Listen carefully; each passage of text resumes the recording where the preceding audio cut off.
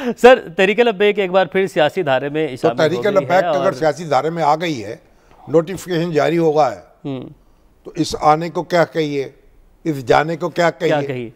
यानी ये जो तहरीक-ए-लब्बैक जो थी, इसमें तो पाबंदी ही अधूरी लगी थी। ठीक है, एंटी टेररिस्ट एक्ट के तहत पाबंदी लग गई, पॉलिटिकल पार्टीज एक्ट के तहत पाबंदी नहीं लगी, ये इलेक्शन लड़ती रही।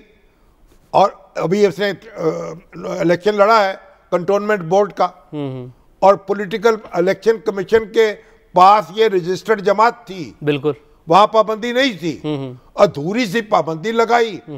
उसके बाद तहरीक-ए-लब्बैक ने जब हंगामा किया और कुछ तो खून हुआ, पुलिस वाले मारे गए, जख्मी हुए, वो धरना दे के बैठ गए। और फिर जनाब हुकूमत जो थी, कभी कुछ कभी कुछ, कभी का इनके पास फॉरेन फंडिंग आती है, बिल्कुल इंडिया से इनको इमदाद मिलती है, वाह चौधरी साहब ने भी बयान दिया, इनको माफ नहीं करेंगे।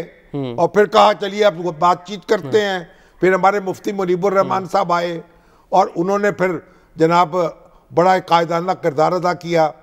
बाजवा साहब ने उनको बुलाया और वो हमारे वो बशीर साहब जो सैलानी ट्रस्ट के मौलवी साहब, वो आए।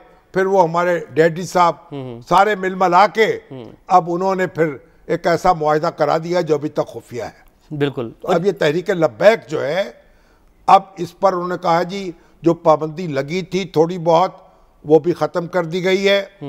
अब ये आज़ाद हैं, ये नारे लगाएं, ये जलसे करें, पुरअमन रहें, वोट हासिल करें, असम्बलियों में पहुंच सकते हो तो पहुंचें। अब तहरीक-ए-इंसाफ जो है उससे अलायंस कर सकते हो तो कर लें। इशारे ऐसे मिल रहे हैं, देखिए क्या बनता है। लेकिन अगर नारा लगाएं, वो लॉन्ग मार्च करें, धरना दें, उसके बाद अगर ऐसा कुछ होता है तो फिर तो नहीं हुकूमत की जानिब से वही इसी तरह के बयान जिस तरह ऐसा पहले दिए गए।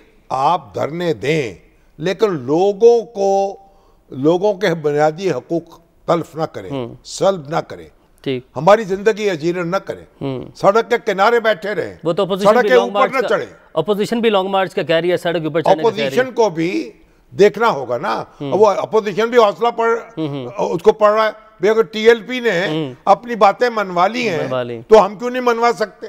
अब देखते हैं अपोजिशन क्या करती है और भी क्या चांद चढ़ाती है। ठीक है शामिर साहब, और भी कई ऐसी जमातें हैं कि वो ये कह रही हैं कि अब हमारे ऊपर से भी पाबंदी उठाई जाए, और अपोजिशन के वाले से बात चल रही है, तो उस पर भी ऐड कर दीजिएगा कि खबरें आ रही हैं कि नवंबर में ही लॉन्ग मार्च की वो तैयारी करने जा रहे हैं। वो तो देखेंगे, उसमें बाद में बात करेंगे। अभी तो जलसे करने हैं अपोजिशन ने, फिर लॉन्ग मार्च का ऐलान करना है। जो दूसरी बैंड जमातें हैं वो उनमें से बात तो फिरका वाराना है, बिल्कुल, बात मुतशद्दद हैं, जो सियासी जमात के तौर पे काम करना चाहती हैं। उनको अपना नाम भी तो उस तरीके से रखना होगा ना। फिरका वारियत के नाम पर तो यानी सियासत नहीं हो सकती, तशद्दुद के नाम पे भी सियासत नहीं हो सकती। बिल्कुल। तो जो भी पुरअमन तरीके से काम करना चाहे, तौबा करना चाहे, उसको मौका मिलना चाहिए। ठीक, जो अपनी कोई तौबा तल्ला कर ले, और अगर तहरीक-ए-लब्बैक की तौबा कबूल हो सकती है, उनकी भी हो सकती है, ठीक है, होनी चाहिए। अगर कोई पुरअमन तरीके से काम करना चाहे तो उसे करने की इजाज़त होनी चाहिए। ठीक है। और सर इसमें जो वो हमारे विफाकी वज़रा हैं, जो हुकूमती अराकीन हैं, उनके बयानात के हवाले से फवाद चौधरी साहब का बयान अगर है तो हम उसको चला देते हैं। पहले अपना चलाएंगे। अब क्या उनके मजाक करते शहीदों से आप? ठीक है। उन बेचारों से किसने पूछा है? उनको तो उन्होंने मीटिंग में नहीं बैठने दिया था, वो गए ही नहीं थे। वैसे कहते हैं, वो कहते हैं हम इनसे बात नहीं करेंगे। लेकिन सर बड़ा कलमदान है उनके पास, वो वज़ीर इत्तलात हैं, उनकी वज़ीर दाखिला के पास बड़ा कलमदान नहीं है। बिल्कुल। वज़ीर मज़हबी उमूर का कलमदान कैसा है? बिल्कुल, वो कुछ छोटा है। बिल्कुल। तीनों को बाहर बैठा दिया उन्होंने। मुफ्ती मुनीबुर रहमान साहब, उनसे जनाब चांद के मामले में इख्तलाफ करते थे ना, उन्होंने ऐसा चांद, उन्होंने तारे दिखा दिए दिन में। बिल्कुल। तो नूरुल्लाह कादरी साहब को कुछ पता नहीं क्या हुआ, हमारे जनाब शेख रशीद साहब को पता नहीं क्या हुआ, वो फवाद चौधरी को पता नहीं क्या हुआ, किसी को कुछ नहीं पता। मुआहदा हो गया, खुफिया है, अवाम से छुपा हुआ है। ये हुकूमत कहती थी हर बात खोल दो, लोगों को बताओ। अब कोई बात खोलने को तैयार नहीं है, हर चीज खुफिया। मगर बहरहाल तहरीक-ए-लब्बैक से पाबंदी उठ गई, तो हमें खुशी है इस बात की। हमारे बच्चे हैं, नौजवान हैं, जरा उनको चाहिए कि वो भी थोड़ा सा गौर व फिक्र करें और जज्बात में अंधे ना हो जाए, देखभाल के रास्ता बनाएं। बिल्कुल। ये तशद्दुद का रास्ता रास नहीं आता किसी को। उसमें सभी बड़ी का बड़ी नुकसान। तंजीमें, बड़ी बड़ी तहरीकें इसमें गर्क हो चुकी हैं। बिल्कुल। पुरअमन तरीके से जद्दोजहद कीजिए, अपने मुतालबात कीजिए, इलेक्शन लड़िए, उसमें हिस्सा लीजिए, लोग आपको वोट दे दे तो असेंबली में पहुंचकर अजाने दीजिए, जो मर्जी कीजिए। चलें जी, आगे बढ़ते शामिर साहब इसी के साथ। और NA 75 डस्का ज़िमनी इंतखाब में धांधली की जो तहकीकाती रिपोर्ट है उसके हवाले से हमें डिस्कशन करनी है। देखिए, वो तो धांधली की तहकीकाती रिपोर्ट तो आ गई, उसमें बता दिया गया किसने क्या किया है, कौन से पुलिस वाले थे, कौन से रिटर्निंग ऑफिसर्स थे, कौन से प्रिजाइडिंग ऑफिसर्स थे, क्या कर रहे थे, कहाँ इकट्ठे हो रहे थे। तो जाहिर है कि इनके पीछे भी कोई होगा ना। बिल्कुल, सवाल तो सवाल हदायत दे रहा था। बिल्कुल, वो पुलिस वाले जो हैं, SHOs जो हैं, खुद ब खुद तो हरकत में नहीं आ रहे थे।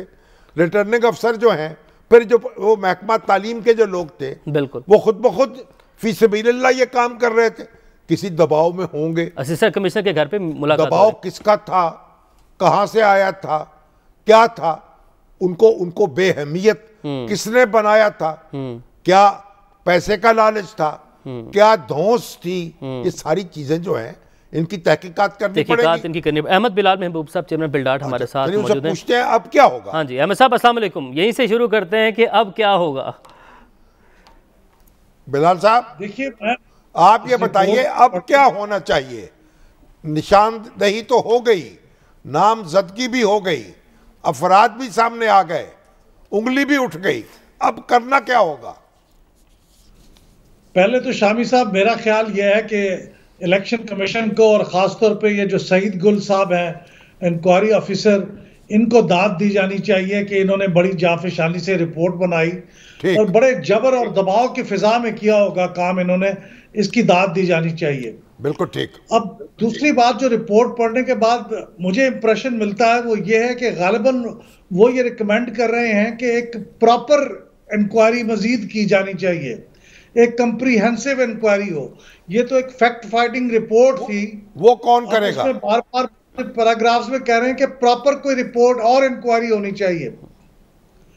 तो मेरा ख्याल यह है कि एक और मजीद इंक्वायरी की बुनियाद रखी गई है, इसके अंदर ये पहला स्टेप था। लेकिन कई लोगों के बारे में उन्होंने ये भी कहा है कि उनके ऊपर क्रिमिनल केसेस वाजे होते हैं, उनके ऊपर क्रिमिनल प्रोसीडिंग्स की जानी चाहिए। तो मेरा तो ख्याल यह है कि इलेक्शन कमीशन को उन लोगों के खिलाफ मुद्दई बन के अदालतों के अंदर केसेस इंस्टीट्यूट करने चाहिए, शिकायत दर्ज करानी चाहिए, उनके खिलाफ केसेस दर्ज कराने चाहिए ताकि वो मंतकी अंजाम को पहुंचे। लेकिन इस रिपोर्ट में बार बार जिक्र आ रहा है कि एक प्रॉपर इंक्वायरी होनी चाहिए। तो इसका मतलब है कि मजीद किसी कौन करेगा, वो इंक्वायरी कौन करेगा। वो तो इलेक्शन कमीशन को करनी होगी ना, इंतजामिया तो नहीं करेगी। इलेक्शन कमीशन ही करेगा, लेकिन ये इलेक्शन कमीशन के सिर्फ एक ऑफिसर ने ये फैक्ट फाइंडिंग रिपोर्ट बनाई है। तो गालिबन वो ये रिकमेंड कर रहे हैं कि कोई वसीतर कोई इंक्वायरी कमेटी बनाई जाए या कमीशन बनाया जाए, वो इसकी मजीद तहकीकात करे। उसमें कई सवालात इन्होंने उठाए हुए हैं कि उनकी मजीद तहकीकात की जाए। लेकिन बहुत सीरियस इल्ज़ामात है शामी साहब इसके अंदर। एक खातून प्रिजाइडिंग ऑफिसर के बारे में उन्होंने कहा है कि इंतहाई शदीद बदसलूकी की गई उन्हें जब एक नामालूम मकाम पर ले जाया गया। तो ये बहुत शदीद इल्ज़ामात है, इनकी मजीद मेरे ख्याल कार्रवाई करने की बहुत सख्त ज़रूरत है। जिनके बारे में क्रिमिनल एविडेंस मौजूद है, मेरे ख्याल इलेक्शन कमीशन को उनके खिलाफ मुकदमे दर्ज कराने चाहिए और जहां मजीद तहकीकात की ज़रूरत है तो वसीतर इंक्वायरी कमेटी बनाए। तो ये दोनों काम मेरे ख्याल में पैरेलल होने चाहिए।